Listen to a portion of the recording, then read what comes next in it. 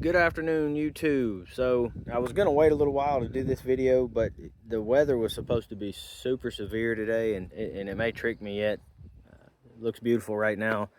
Supposed to be tornadoes and whatnot coming through it. It's the end of March in Mississippi, and it's you know, it is what it is. So weather's great. I just got done thrashing this thing, and I was like, man, it looks good out here in the driveway. I'm gonna do a video. So this is going to be my 2024 mod video for this thing. I'll do an update on it. I do have the clutch recall coming up. I did finally get the letter in the mail. I'll do a video on that, on my experience. I'm going to try to weasel my way into getting the components to do the clutch recall myself, because I may be paranoid. I just don't trust the technicians working on these things. I don't trust them not to strip bolts out, to torque things properly, to put the right kind of fluid, and you know how it is. I've just been a technician and a mechanic too long to trust people, because I've been there and done that. I've seen the corners cut. So back to the video. I'm gonna go front to back on what I've got going on. I'm gonna say through 2025, there's probably a handful of things I'm gonna change on the bike from the way you see it right now, but I'm most likely not gonna do an update video on it. I'll just tell you what I'm gonna do, because really the bike's about where it's gonna be. I'm going to change some things further on as they wear out, like the tires and things like that. I'll change those, and I've got my own opinion on those. But so starting with kind of the top and the front of the bike, we'll go from there. I haven't changed the windscreen. I haven't changed the front fender. I was sold on like a high mount kit, and I'm going to be honest with you guys, I like the way they look, but I have not seen any reason to go away from this thing. I guess if you get in some really gnarly mud, it could become an issue. But good Lord, man, I mean, I can get like solid. I got meaty fingers. I can get them up underneath there. You'd have to be in some pretty serious mud for that to become a problem. And I think if you got into that, you probably are in a bind anyway. So nothing there. Moving up, I went with the SW Motec handguards. I think I talked about this in a previous video. I went with these because they come, I guess, from the factory with the powder coated bars, and they look a lot like the Barkbuster VPS. And I've said it before, I think these units are made by Barkbuster. If you guys know different, let me know. These are very clean. They're not in your face. I like the way they add the bar weight here to reduce the vibration. It's great. So SW Motec T7 specific, I bought the factory threaded option, and I'll get into that right now. So as you can see, I do have the Pro Taper Evo Adventure bars. I like these. There was a whole Facebook argument about how they were too tall. Kiss my ass. So this is what I like. I had them on my DR650. They're perfect. I'll step away and let you look at the bike. That's how they look from just about any angle you can want to see. I'll do it like this for a second.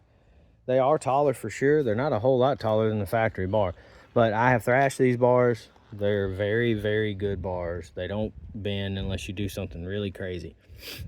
So again, Pro Taper Evo Adventures. These are the Adventure lows. They make a taller one for like a Pan America or something like that. They would be way too tall for this bike. So these are the quote unquote low models. All right, running my run-of-the-mill ODI grips. I run these on everything. I really like them. I don't like waffles, but these are very, I guess, grippy and perfect for the way I ride. So handlebars, handguards, that's where we're at with that.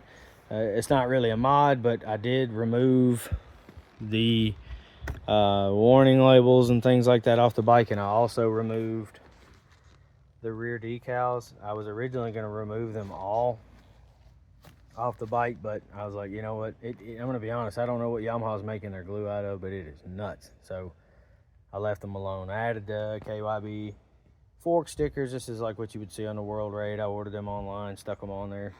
Whatever, it's fine. All right, moving down. I just actually put this on today, and I went out in the pasture and in the woods and kind of thrashed this thing a little bit to just test the plate out. It's the HRBs, HRBs, however you want to call it, skid plate. I chose this one because I've run their products in the past. They're very, very good products. I mean, yeah, if you're gonna Pllease this thing and bounce it off of rocks, you probably need a metal skid plate maybe, but I don't do that. I woods ride around in Mississippi, everything's soggy and wet, not really an issue. This thing, as you can see, comes up and protects the engine. It's great protection for being part of the skid plate. It actually goes up underneath the kickstand and the kickstand switch. That's perfect. And on this side, you retain at least on the 24 model or the Euro 5 models, you retain that cat skid plate, which kind of looks cool with the contrast. And it actually comes up and gives you a little bit of protection on the water pump. I guess the hoses, they don't really cover the housing, but where you would hit, it's actually, if I'd quit moving the camera around, you can see. It's got some really good protection there. And it comes around again, catches underneath, right by the reservoir. Or excuse me, it's not really the reservoir, the master cylinder. And it actually covers the rear shock linkage, which is pretty good because I just rocked this on a tree over and over again. I don't think you can see, but it did really well.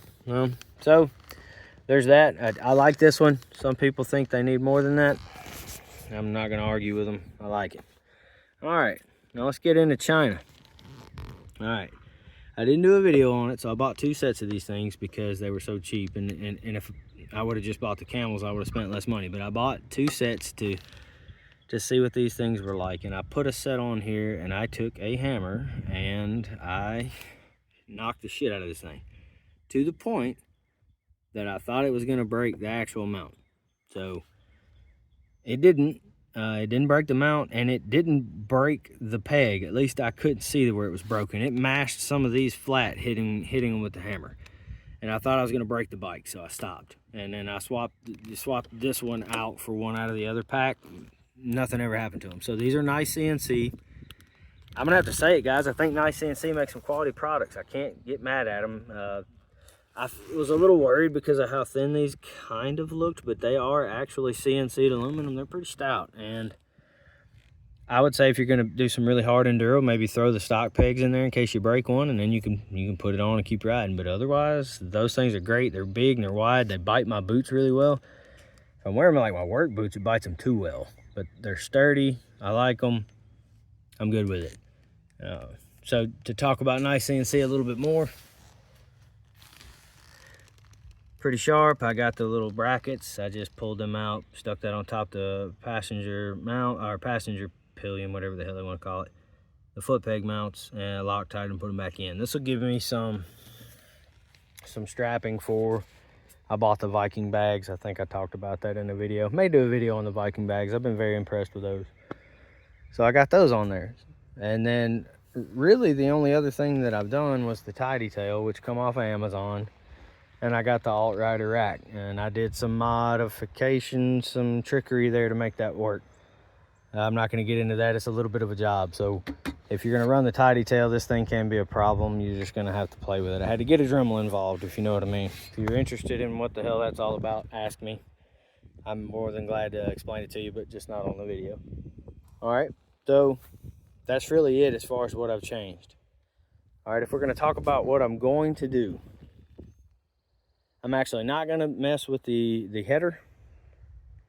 I am going to go with the Camel high-rise exhaust where they cut this bracket off. I really like that design, and I'm not afraid to cut that off. That's fine. I think what they did is a really good idea. And I ride just hard enough. I probably will fall over on this side and bend that at some point, and I don't want to buy a swing arm. So I'm going to go ahead and do that. I probably will try to ride this summer.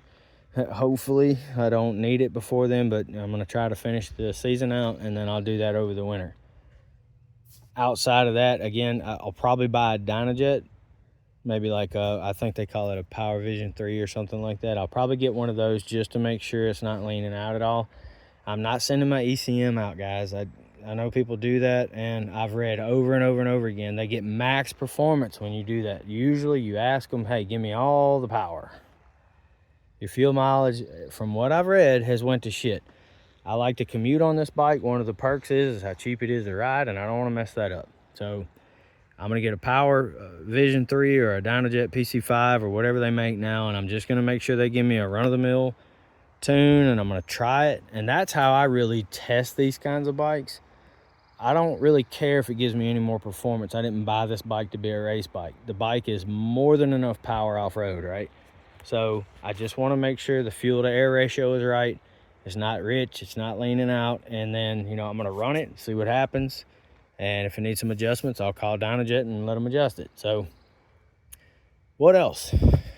I don't plan on doing a whole hell of a lot more. I am gonna change the mirrors because I don't mind the mirrors the way they are. They get in my way when I stand up, but these things are made out of some cheap shit, and I don't like the idea of falling over and breaking this. So I'm probably gonna buy some Rottweilers or something like that to, you know, just upgrade that and get them out of the way. What else? I'm sure I'm forgetting something I'm gonna do eventually.